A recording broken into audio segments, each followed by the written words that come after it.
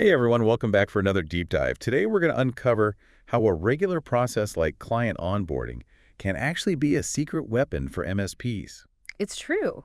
And it's all about turning a routine into a strategic advantage. We're talking about finding hidden value for your clients. Okay, I'm intrigued. Tell me more. Well, a lot of MSPs don't realize they're sitting on a gold mine of information, and it's all right there in their client onboarding data. Really? I wouldn't have thought of that. What kind of information are we talking about? Things that you probably already collect anyway, like network diagrams, security policies, system inventories, all those essential docs you need to understand a client's IT setup. Okay, I see where you're going with this.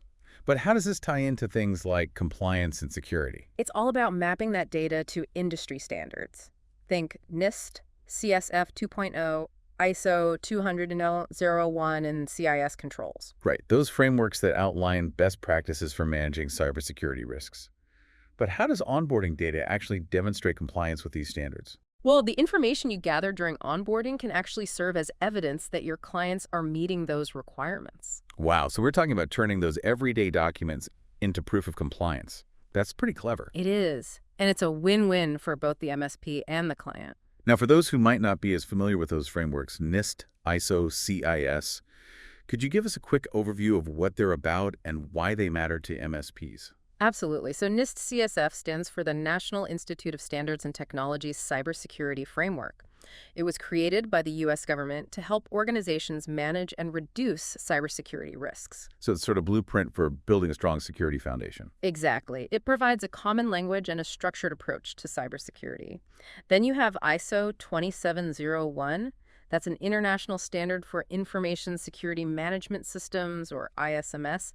It's more comprehensive than NIST CSF, and it's really about putting a formal system in place to manage those security risks. Okay, so that's more about the process of managing security. You got it.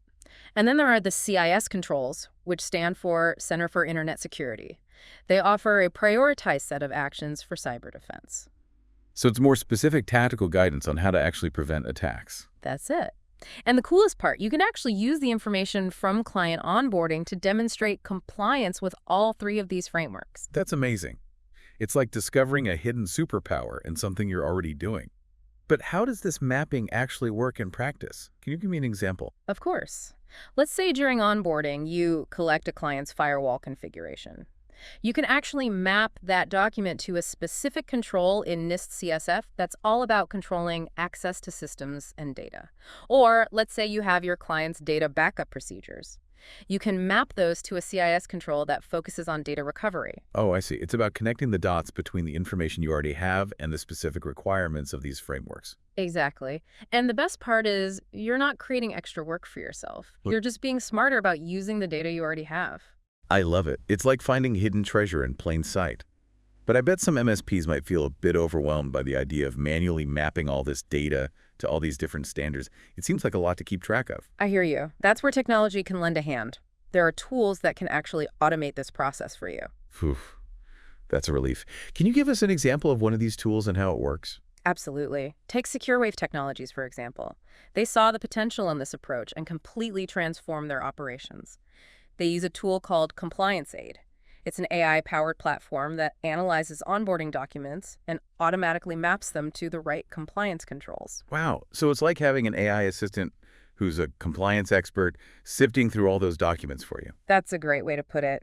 And this not only saves a ton of time, but also ensures accuracy and consistency. Compliance Aid generates a complete compliance profile for each client, highlighting both the areas where they meet standards and any gaps that need attention. This is really interesting.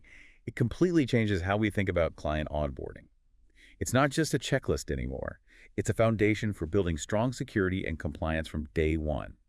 And it benefits both the MSP and the client. Exactly. And it goes even deeper than checking boxes for compliance. There are even bigger advantages. When you address compliance and security right from the start during onboarding, it's not just about reducing risk. It's about building stronger relationships with your clients. That's a great point. You're going beyond just IT support and becoming a trusted advisor. Right. Clients understand how important cybersecurity and compliance are these days. They're looking for partners who can really guide them through it all. So it's a smart business move as well as a security enhancement. But what are some real tangible benefits that MSPs and their clients can expect to see by taking this approach? One of the biggest is improved efficiency in your operations. By streamlining the compliance process and automating those tedious tasks, your team can focus on more important strategic stuff. No more scrambling for audit evidence or spending hours on documentation. You mean no more all-nighters trying to meet compliance deadlines? That sounds great. Exactly. And there's also reduced risk. When you identify and address those vulnerabilities early on, you prevent security incidents from happening in the first place. It saves everyone time, money, and headaches down the line. Like a preventative checkup for your clients. IT systems. Catch those small problems before they turn into major disasters. You got it. And of course, there's the peace of mind that comes with knowing you're meeting those regulatory requirements and following best practices. That can be a huge selling point for clients worried about data breaches and cyber attacks. It's like saying, hey, we don't just manage your IT, we actively protect your business. That's a strong message, especially today. Absolutely. And it all leads to another big advantage, a competitive edge. By offering this level of security and compliance expertise, you really stand out from other MSPs who might be stuck in a reactive mode. So it's not just about doing the bare minimum. It's about exceeding expectations and offering a higher level of service. Exactly. It's all about being a true security partner for your clients. This is all really valuable information. But what about MSPs who don't have access to fancy AI tools like Compliance Aid? Is there anything they can do to benefit from this approach? Definitely. You don't need fancy tools to put these principles into practice. It starts with recognizing that the data you gather during onboarding has value beyond just setting up services. So changing your mindset and seeing that data in a new light? Right. And then it's about having the right systems and processes in place so you're consistently collecting the right information and organizing it in a way that's easy to analyze. So even a simple step like creating a standardized onboarding checklist can make a difference. Absolutely. It's about having a framework in place. Whether it's digital or paper-based, it helps you systematically gather and assess that information you need to both manage IT effectively and demonstrate compliance with the relevant standards. Got it. So whether you're a tech-savvy MSP embracing AI or a smaller shop using a more manual approach, the key takeaway is to see the potential in your onboarding process. You got it. Think beyond just setting up services. Use that data to improve security, manage risks, and ultimately build those stronger relationships with your clients. This has been really insightful. We've covered the what and the why of using onboarding data for compliance and better client management. But I'm curious about the how. What are some steps MSPs can take to start implementing this? The first step is to take a look at your current onboarding process. What are you doing now? Right, sort of like an audit to see if it's aligned with this dual-purpose approach. Exactly. Ask yourself a few key questions. Are we consistently collecting the information we need to assess both IT needs and security posture? Is the information easy to find and organized? Are we using technology to streamline the process? Those are great questions to get started. Once you have a clear picture of your current process, you can start making changes. Maybe it's creating a more thorough onboarding checklist, or adopting a new tool to automate that data mapping, or even training your team on compliance best practices. It sounds like there's no one right way to do it. It's about figuring out what works for your specific needs and resources. Absolutely. But the key is to just start somewhere. Don't let the idea of compliance and security feel overwhelming. Take advantage of this opportunity. This deep dive has been eye-opening. Before we wrap up, I want to revisit something you mentioned earlier about this dual-purpose approach, using the same data for both client management and e-compliance. What other areas of an MSP's business could benefit from thinking this way? You mentioned this dual-purpose approach. We've seen how it works with client onboarding data, but how else can MSPs apply this to their business? What other areas have that hidden potential? Well, it's about recognizing that different parts of your business are all connected. Think about the data you get from your help desk or ticketing system. You mean all those support requests, incident reports, customer interactions? Yeah. There's a lot of information in there. Exactly. It's obviously valuable for tracking and resolving issues, improving customer service, spotting those recurring problems. But we can go deeper. Deeper. What else can you learn from help desk data? It can actually give you insights into potential security vulnerabilities.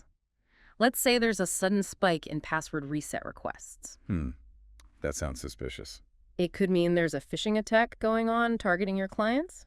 Or maybe there's a jump in access denied errors. What would that indicate? It could point to a misconfigured system or even someone trying to get in where they shouldn't. So you're saying we can turn help desk data into a security monitoring tool.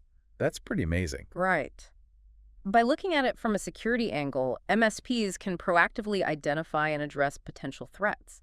It not only strengthens your security posture, but also your client relationships.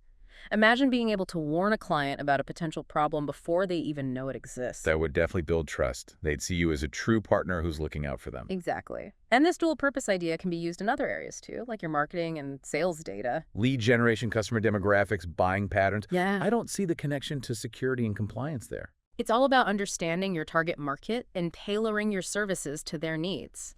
But you can also use this information to make your security awareness training programs even better. Okay, how so? Let's say you discover that a lot of your clients are in a specific industry that's being targeted by phishing attacks. You can create custom training materials that address those exact threats, giving them advice that's relevant to their situation. So you're taking that existing data and using it to educate your clients and help them stay safe. That's smart. It's all about aligning your marketing and security efforts. It creates a more holistic approach to client engagement. This has been an eye-opening conversation. It feels like there are so many possibilities when you start thinking about your business with this dual-purpose lens. It's exciting, isn't it? Breaking down those silos, seeing those connections, and finding ways to be more efficient and impactful. To everyone listening, we challenge you to take a look at your own operations with fresh eyes. What hidden potential are you missing? What can you improve with this dual-purpose approach? The answers might surprise you. And remember, it's not about piling on more work. It's about working smarter, not harder, using what you already have to achieve multiple goals. Thank you for joining us on this deep dive into the power of client onboarding data and this idea of a dual-purpose approach. We hope you've learned something valuable that you can apply to your own MSP business. Until next time, keep learning, keep exploring, and keep pushing the boundaries of what's possible.